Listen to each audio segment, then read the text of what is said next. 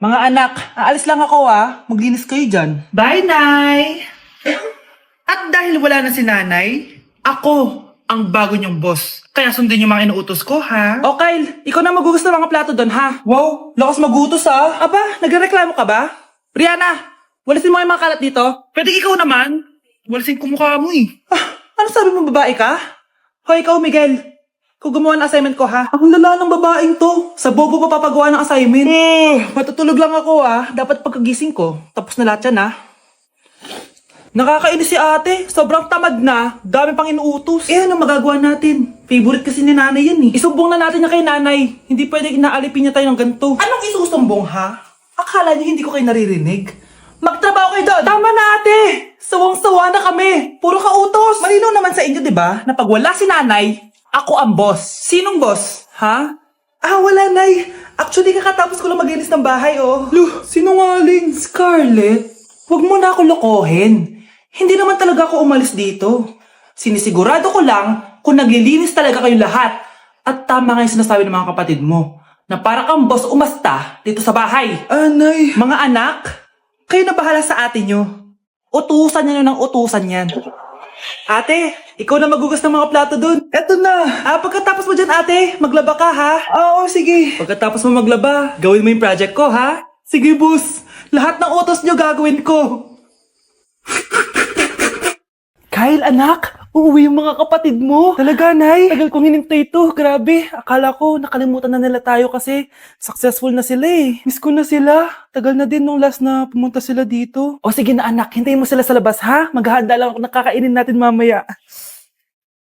Uy, Kyle, balita ko, uuwi yung mga kapatid mo Opo, tita.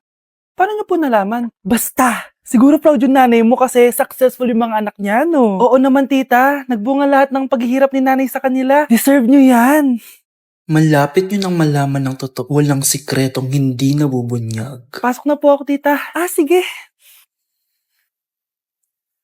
Hello, Nay! Nandito na yung anak mong doktor, all the way from New York! Hi, Nay! Nandito na yung anak mong teacher, all the way from Central Elementary School! Hello, Nay! Nandito na yung anak mong engineer! Naiyak naman ako. Nakumpleto din kayo magkakapatid. Sana nakikita to ng tatay niyo. Masaya ako na nandito kayo, ate, kuya.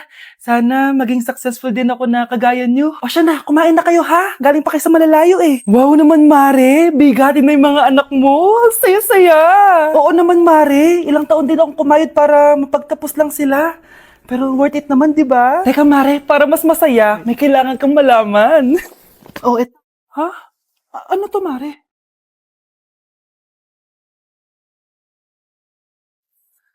Nay, bakit po? Mga sinungaling kayo? Paano niya nagawa sa akin to,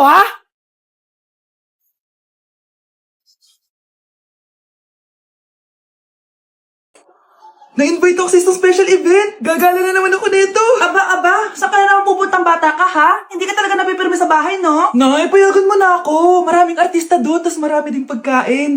O sige, pagdala mo ako na pasalubong, Tsaka pa shoutout mo ako sa mga artista doon. Yes, magre-ready na ako, Nay, Oh, nauna pa kayo sa akin, be? Outfit check! This is my outfit. Actually, the theme is Purple Business Extravaganza. Basta purple, wear something purple. Let's go!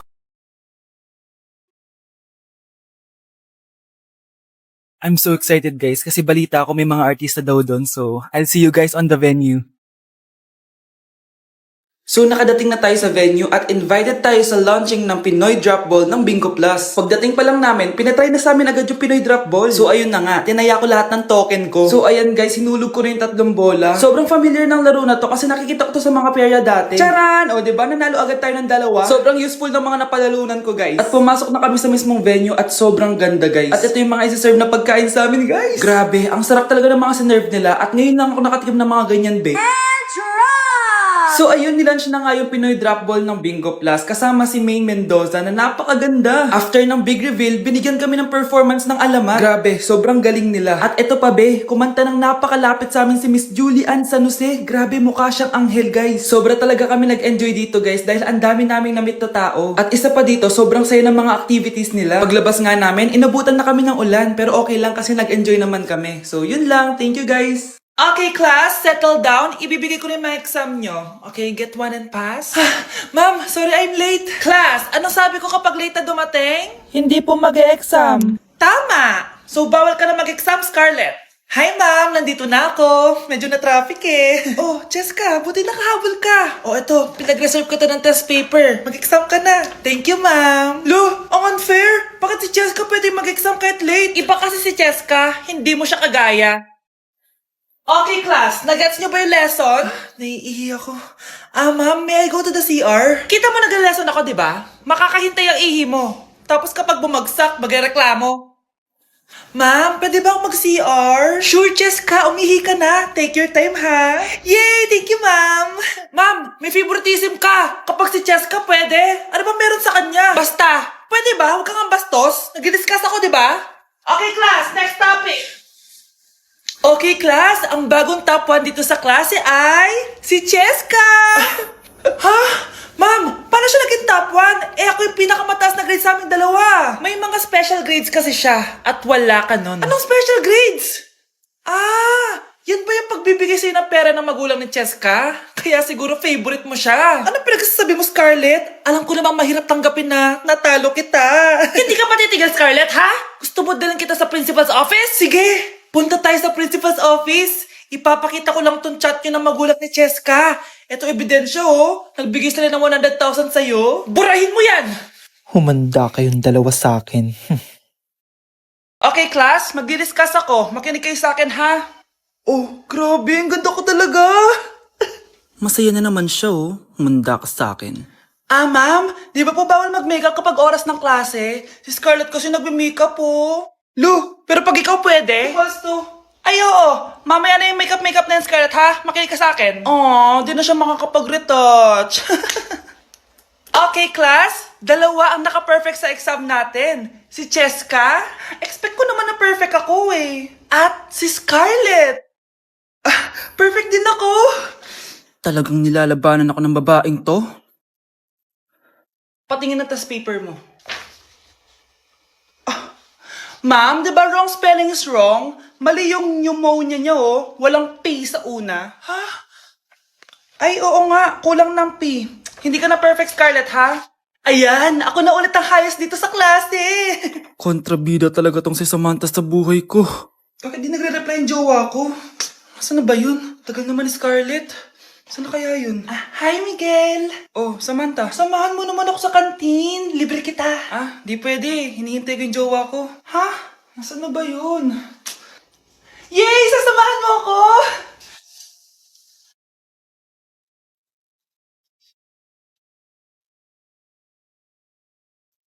Ha? Wala naman ako sinabi!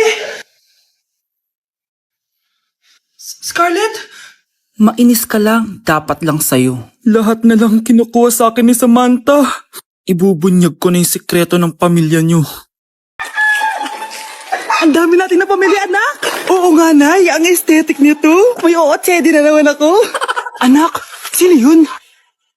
Mukha silang masamang tao, Nay. Papunta sila dito, anak. Takbo na tayo. Sige, Nay. Anak, bilisan mo! A few moments later. Ano to? Bakit ko kami kinidnap? Anong gagawin niya sa amin? Mukhang mamahalin yung dala niyong gamit dyan, Marami kayong pera, no? Bobo ka ba? Okay lang to. Nilagay lang namin sa paper bag para magbuka kami sosyal. Wow! Mukhang nakadalawa tayo ngayon, boss, Oh, bakit anak? Boyfriend ko to, Nay, Walang liya ka? Bakit mo kami kinidnap? Aba, ayos yung boyfriend mo, hindi ko naman alam na kinuha nila kayo. Eto ba trabaho mo? Nangingidnap? Part-time lang to. Ang mahal kasi na pinapabili mo, iPhone 13 Pro Max. Kala mo ganda mo. Ano pa hinihintay mo? Nakawan na natin sila. Malahimik ka dyan! Girlfriend ko yan, no? Bakit ko sila nanakawan? Isusumbong kita sa nanay mo. Teka lang. Hello, tita? Yung anak mo, nangingidnap. Punyeta kang bata ka? Pabigat ka na nga na may marwisyo ka pa? Manda ka sa akin. Lagot ka sa nanay mo. Aalis na ako dito. Ops! Akala mo makakatakas ka? Andito rin mga pulis. Huli nyo na to! Makukulong na naman ako! Uy, Scarlett, di ba ex-boyfriend mo yung bago ni Samantha? Samantha, tinraidor mo ko. Hi, Scarlett! Sabay na tayo mag-review. Sino ka? Lu, ako to, si Michael. Kaklase mo ako, di ba? Alam ko lahat ng sagot sa exam. Talaga ba? Sige na nga. Turuan mo ako dito. Yes! Sabay tayo magiging perfect! Uy, sarap niyan na! Oh, mag-isa ka lang? Oo. Wala naman akong kaibigan dito eh. Ako, pwede ba ako maging friend? Boyfriend. Ha? Ayan ka na naman eh. Joke lang, ito naman. Kain na nga tayo. Oh, Scarlett, ano yan? Ba't ka na kasi mangot? Bagsak kasi ako sa quiz kanina. Naku, okay lang yan. Ako nga, araw-araw bagsak sa'yo eh. Ha? Ano sabi mo? Sabi ko, smile ka na kasi pasado ka naman sa akin. Alis na ako, pasok na ako ah. Baliw! Ay, umuulan pa! Ang mga gamit ko! Ayan, di ka kasi nagdadala ng payong. Pag ikaw nagkasakit ha, salamat ka, nandito ako. Michael, ba't nandito ka pa? Hatid na kita sa bahay niyo, baka mapano ka pa. Gusto ko safe ka makauwi. Lo, sige na nga. Nasaan ka? Scarlett? Michael? Ship ko kayo. You may kiss the bride. Mag-kiss na kayo. Anong kiss? Lu, parang di gusto. Dalian nyo, nakis mo na sa noo.